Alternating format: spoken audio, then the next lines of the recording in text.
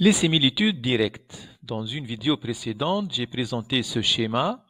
J'ai commencé par définir qu'est-ce qu'une similitude. J'ai énoncé les théorèmes et les propriétés concernant les similitudes. Maintenant, je passe aux similitudes directes. Je vais commencer par un exemple très important de similitudes directes qui sont les homothéties. Une homothétie de centre A et de rapport K qui envoie P sur Q, ça signifie quoi?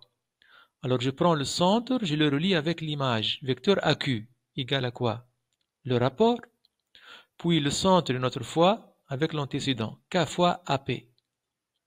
Si cette homothétie envoie P sur Q et E sur F, alors quelle est la relation vectorielle indépendante du centre? FQ par exemple, FQ c'est égal à quoi? Je prends le rapport et EP, je respecte l'ordre.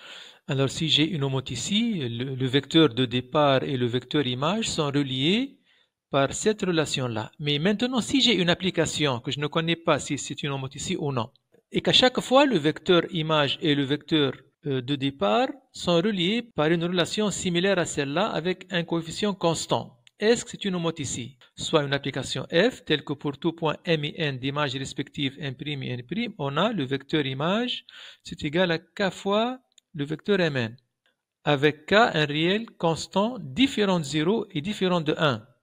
Que peut-on dire de l'application f? Oui, si le k est différent de 0 et différent de 1, on peut dire que f est une homothétie de rapport ce réel k. Et je vous laisse le soin de lire la démonstration. Théorème. La composée d'une translation et d'une homothétie de rapport k différent de 1, c'est-à-dire l'homothétie différente de l'identité, est une homothétie de rapport k. Démonstration.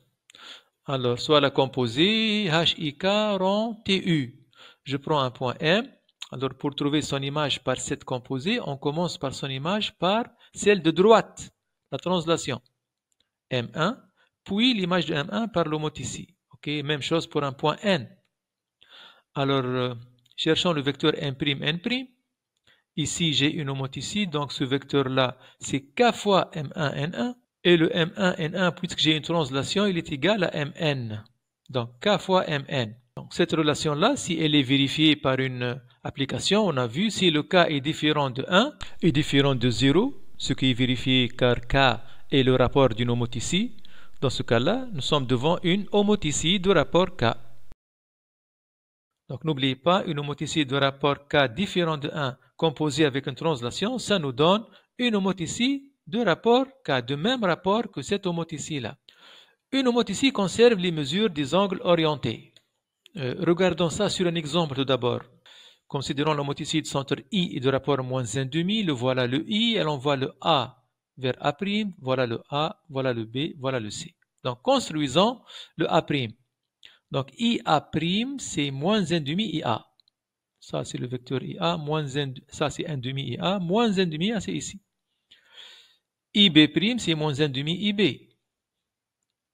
Ça, c'est le vecteur IB, 1,5 IB, moins 1,5 IB, c'est de ce côté-là. IC', c'est moins 1,5 IC.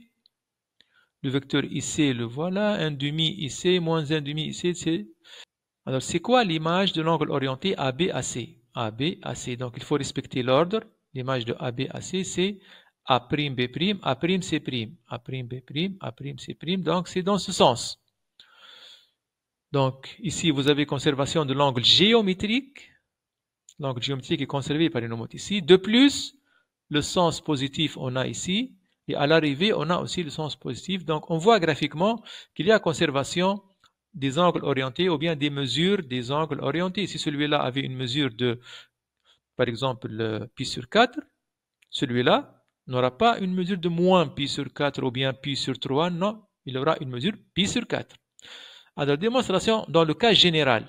Donc, A'B', A'C', puisque c'est une homothétie, ce vecteur-là, c'est K fois le vecteur de départ, K fois AB, celui-là, c'est K fois AC. Alors, si le cas est strictement positif, ça sera congru à ABAC.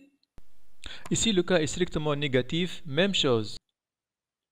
Donc, retenons, une homothétie conserve les mesures des angles orientés.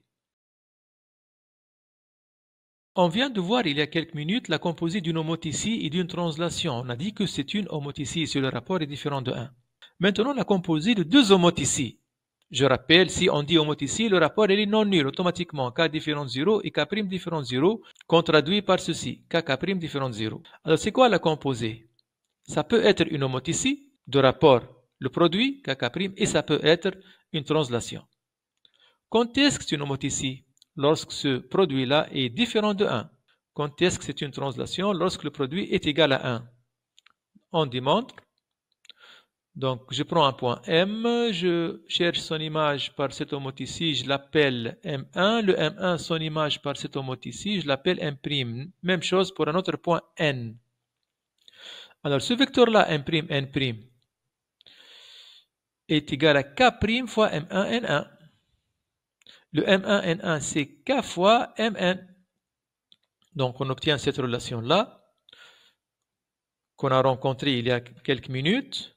Donc, si ce produit-là est égal à 1, c'est une translation. Différente de 1, c'est une homoticide. Alors, arrêtez la vidéo et réfléchissez quelle est la nature de ces deux composés. Alors, devant moi, je vois la composée de deux homoticides. On a dit ça peut être une homoticide, ça peut être une translation. Ça dépend du produit des rapports. Le produit C1, automatiquement, c'est une translation. Le produit C-6, différent de 1, c'est une homoticide de rapport -6. OK? Merci pour votre attention et à bientôt.